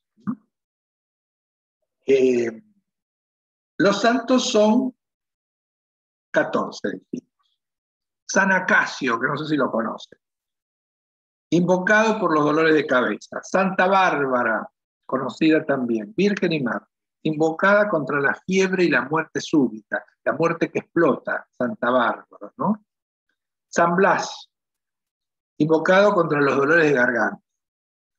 Santa Catalina de Alejandría, invocada contra la muerte súbita. ¿Se acuerda cuando vimos el monte Sinaí, el monasterio de Santa Catalina, que contamos la historia de Catalina, que la torturaron en una rueda, la estiraron, qué sé yo. Bueno. San Cristóbal, invocado contra la peste bubónica. San Ciriaco, invocado a la hora de la muerte. San Dionisio lo vamos a ver especialmente porque hay una foto especial. San Denis de París. Algunos habrán estado en París, vos, Elena Reyes, a lo mejor, y has ido a San Denis, en París, a ver la iglesia de San Denis. San Denis era el primer obispo de París, y a él lo matan y le cortan la cabeza fuera de su iglesia, pero él vuelve a su iglesia caminando y con la cabeza en la mano. Hay muchísimas iglesias, acá lo vemos también así, y hay muchísimas iglesias, por ejemplo, en Notre Dame de París, está en las arquivoltas de la entrada, una de las esculturas, aparece este sacerdote sin cabeza, pero la cabeza la tiene en la mano y está parado. Bueno, ese es San Denis o San Dionisio, invocado obviamente por los dolores de cabeza, ¿no es cierto?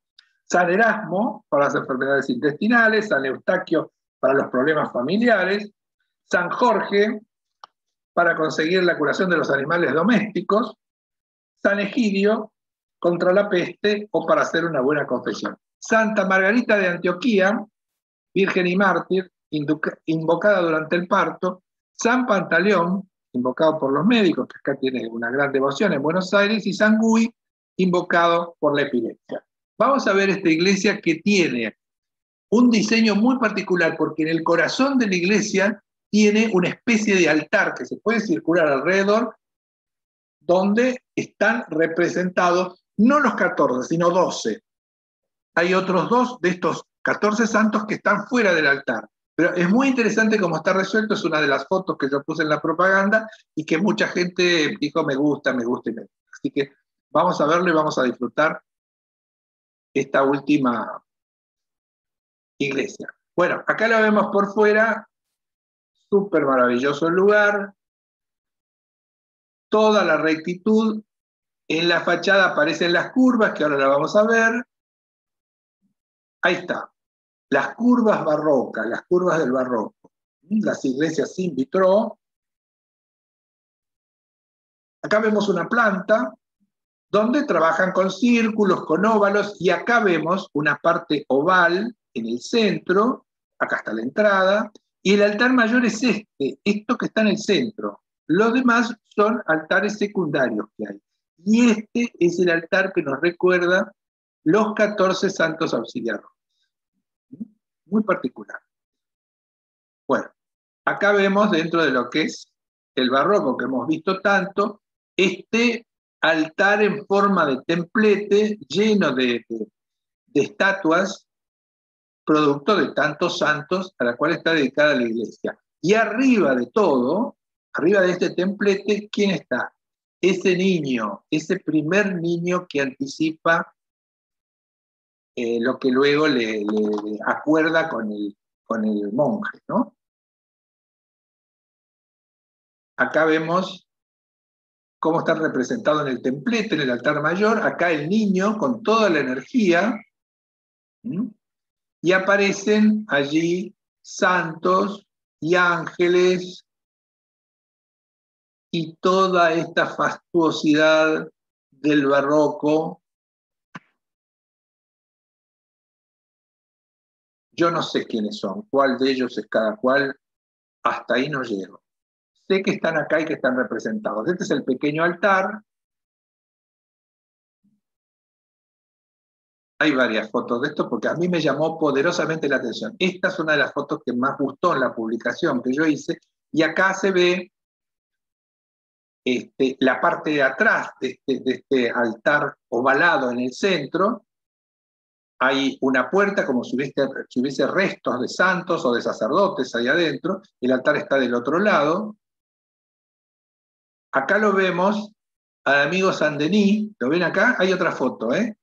Acá está vestido con sus trajes de obispo y lleva su cabeza en la mano. Es el único que me resulta fácil identificar estos santos, ¿no? Acá vemos otra vez la misma foto, el niño arriba. Bueno, es realmente diferente a las anteriores en cuanto a que este altar se lleva todas las miradas. El cielo raso es interesante, pero las miradas se las lleva esto porque es un altar que uno circula alrededor. Vamos a ver unas fotos donde hay gente y vamos a ver dónde se ubica la gente. Acá va llegando, se ve que es día de peregrinación.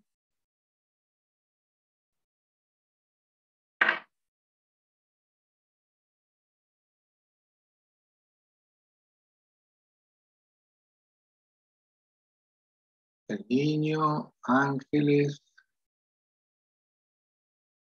Miren cómo llegan a estilizar la venera de Santiago, ¿no?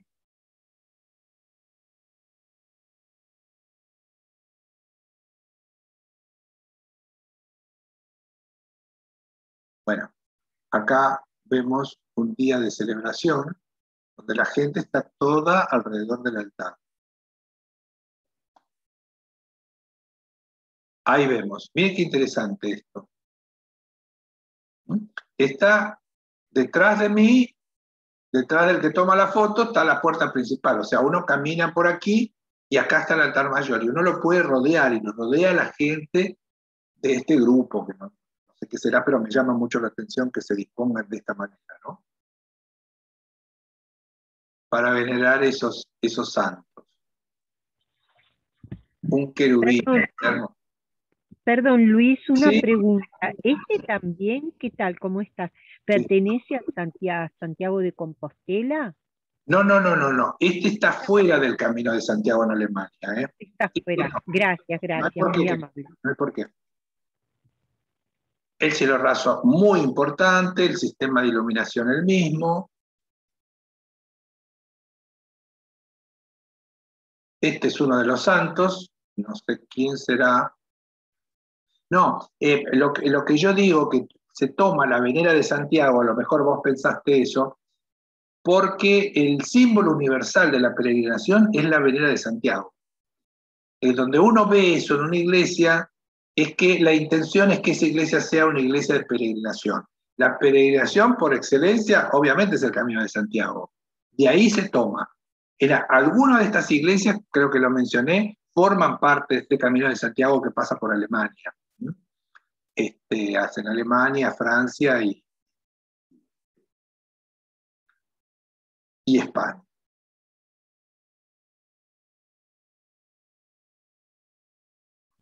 Muchas gracias, Luis. No hay por Muchas qué. gracias.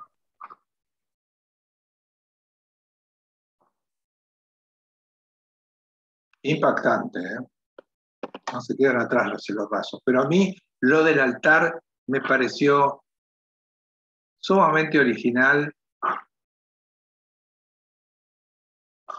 Es un altar que si no estuviese ese monumento en el medio de la iglesia sería el altar mayor, pero no lo es un altar, digamos, secundario que está en línea con el altar mayor y la puerta, que es muy lindo y tiene todo lo que hablamos antes del barroco, de lo que hace, todo está ahí sintetizado. Los querubines. Acá lo tienen, acá está San Denis, con una de las catedrales más lindas de París, el San Denis.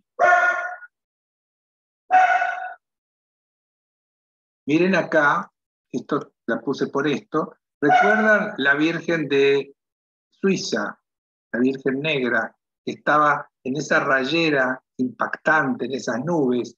Bueno, acá sobre el púlpito siempre se coloca el Espíritu Santo, porque es el que tiene que iluminar al que habla, ¿no?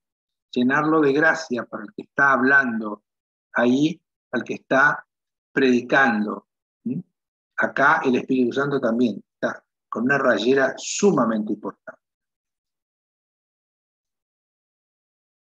Bueno, y esto es un escudo de la iglesia, de una iglesia, que me parece interesante también de marcar qué es lo que hace el barroco con estos diseños, ¿no? Acá, en esta pechina, seguramente, en el techo, aparece este monje con el niño, el primer niño que se le aparece, ¿sí? El divino niño. Después aparece con los otros 13 para transformarse en los 14.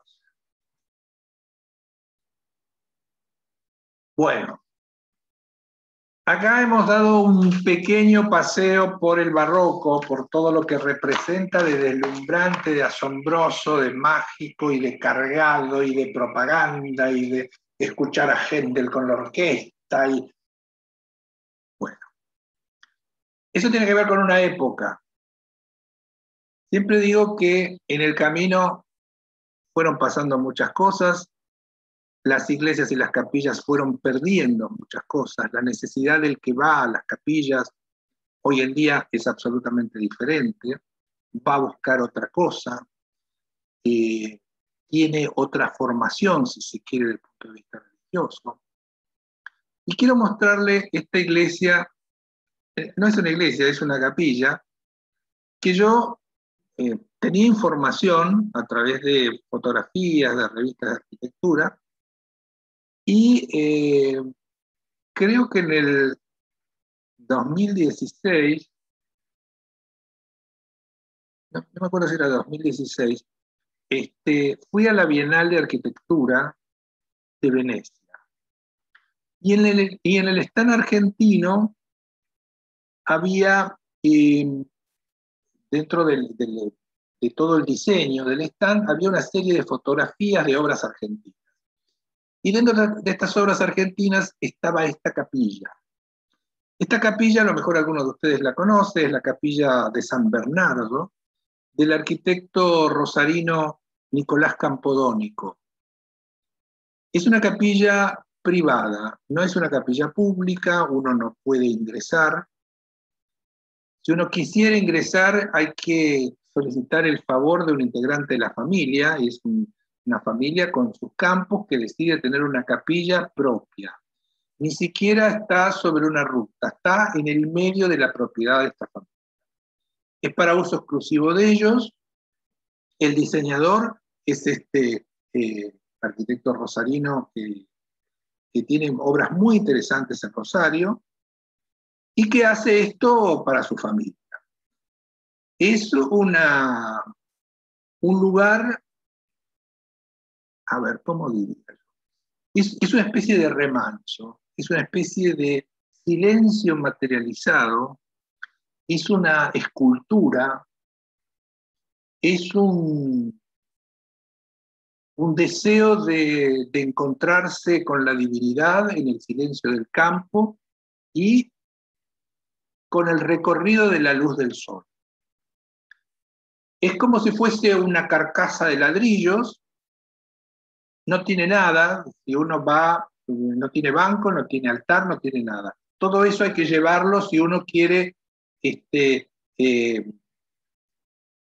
participar de una celebración, lo tienen que organizar y lo llevan. Hay una imagen de San Bernardo, el techo se confunde en un momento con la pared, es todo de ladrillo a la vista, el piso es de ladrillo, y digamos que la magia que tiene o la sorpresa que uno se lleva es que está diseñada de tal manera que la luz del sol entra en lo que sería la iglesia, que es pequeñita, digamos, un espacio de 5x5, por decir algo, de 6x6, no más.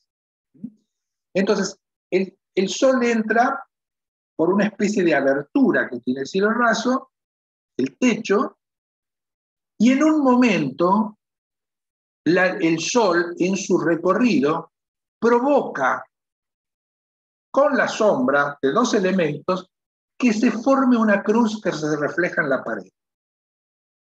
Esa cruz son dos elementos sueltos que se van acercando a la sombra a medida que el sol va corriendo, va acercándose a lo que es la cruz y en un momento se materializa la cruz, en un momento del atardecer. No tiene otra cosa, no hay más nada. Yo creo que es un lugar muy conmovedor, muy espiritual, un lugar de silencio y de meditación, que entiendo también que son las cosas que el hombre de hoy está buscando. ¿Mm? Marquemos las dos épocas. Uno se deslumbra con el barroco, pero a mí, yo digo qué lindo, pero a mí esa fuentecita, la puerta con San Miguel, la llave, no sé si me vende algo a mí, pero sí, hoy por ahí me conmueve más un espacio más íntimo, más reflexivo, tal vez una ceremonia, sí, pero toda esa sencillez hace que uno logre mirarse para adentro. En la otra propuesta, la del barroco, uno está mirando para afuera, eso está afuera. Esa es la propuesta, la iglesia, vení que yo tengo esto para vos. Esta otra capilla te dice, vení a encontrarte lo que vos tenés acá. Es una cosa diferente y es algo que tiene que ver con lo de. Ahora vamos a ver una foto, pero también quiero contarles algo. Ustedes saben que hay, no sé si todos saben, pero hay estudiosos que se han dedicado con los libros canónicos, con los libros aceptados por la Iglesia y también por los no aceptados, se han puesto a estudiar sobre el tema de la muerte de Jesús y el tema de la cruz. Hay un grupo de gente que dice, Jesús, cuando va por Jerusalén, rumbo al Calvario a ser crucificado, no lleva la cruz, sino que lleva el travesaño, que se llama patibulum.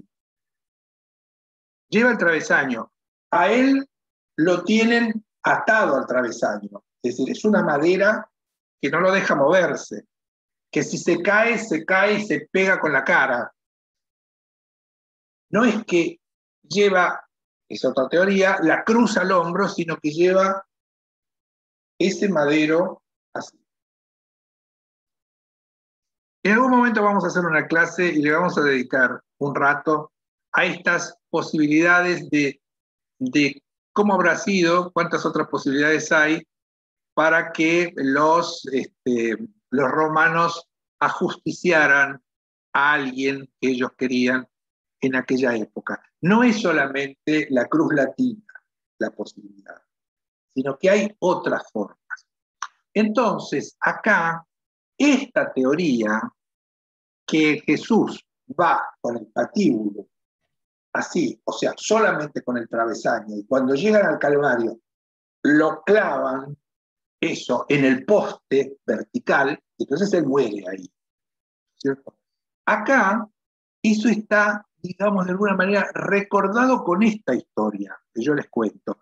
El sol va reflejando, va provocando una sombra sobre la pared de dos elementos. Uno es el horizontal, es el patíbulo, y otro separado es el vertical. En un momento se juntan, pero la sombra no está formada originalmente por la cruz.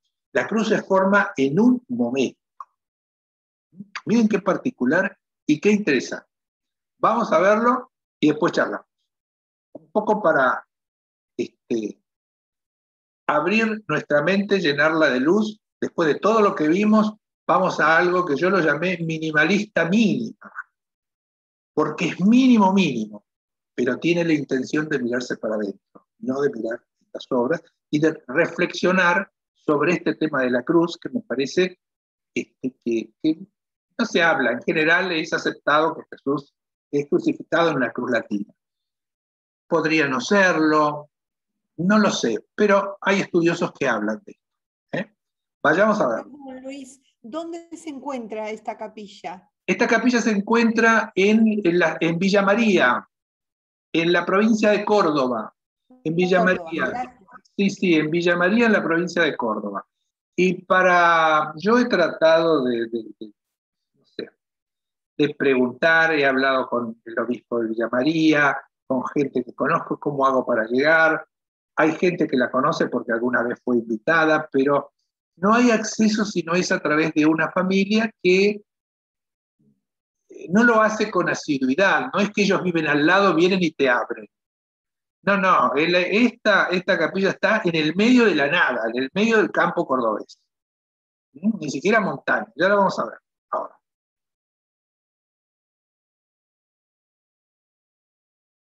Bueno, acá ven el efecto culminante, lo que les decía antes.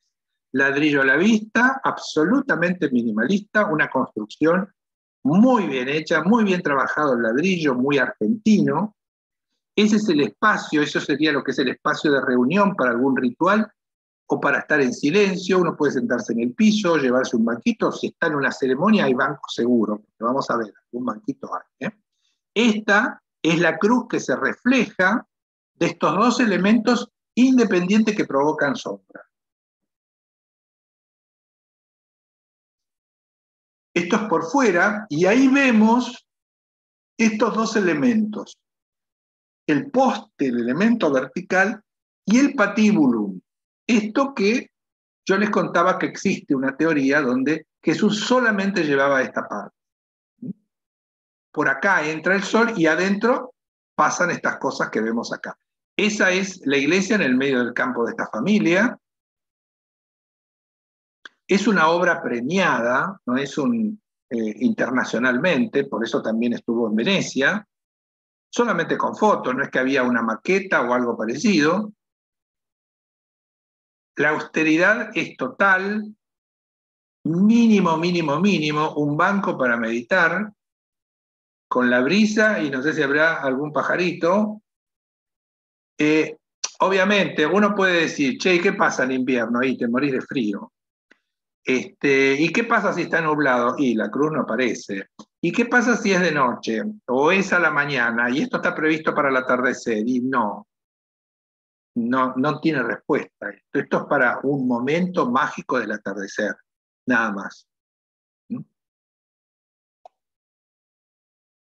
Acá está nuevamente lo que le decía, que por ahí hay una mesa para celebrar, y miren el tamaño que tiene, es un lugar muy pequeño, el ladrillo está puesto de una manera genial, toda la cúpula tiene una estructura de hormigón adentro, no es una estructura precaria ni nada que se le parezca, sino que es una estructura muy bien hecha, muy bien pensada, y simbólicamente esa unión de las dos sombras me parece a mí, ¿ven? Ahí estamos fuera de tiempo, ahí se ven el poste y el patíbulum diferentes, todavía no se han cruzado, hay que esperar un rato. Esta cosa del tiempo, ¿no? De esperar la naturaleza para conectarse uno. A mí me parece mágico el lugar, ¿eh? Más allá de estos problemas que le decía, ¿no? Antes. Acá vemos unas fotografías secuenciales de cómo van apareciendo los elementos según la hora del día, según la hora del atardecer, perdón. Aparecen los dos, se van juntando, hasta que finalmente aparece la cruz. Yo me imagino que si estoy en este lugar y estoy solo o por ahí acompañado o en silencio, este momento es un momento muy emotivo. Este momento donde esa cruz aparece reflejada en la sombra de la puesta de sol o no sé para qué hora está pensado, no tengo esa información.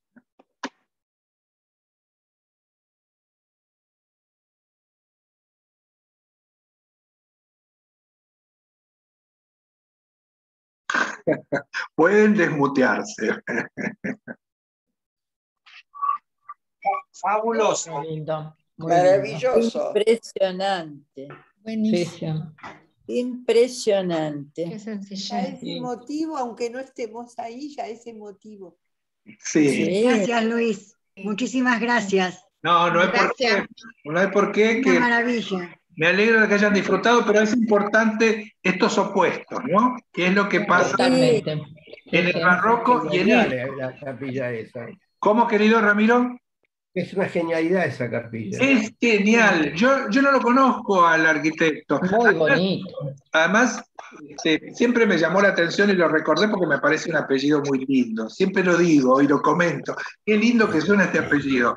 Y cuando vi la obra y después la vi en Venecia, yo digo, qué justo que es esto. Porque es muy original y en el mundo hay, y vemos que cada clase vemos alguna obra de esta, hay todo un movimiento del hombre actual de encontrarse con lugares despojados para encontrarse con su espiritualidad, ¿no? Es decir, que no tiene nada que ver con el barroco, pero que a uno lo conmueven de todas maneras.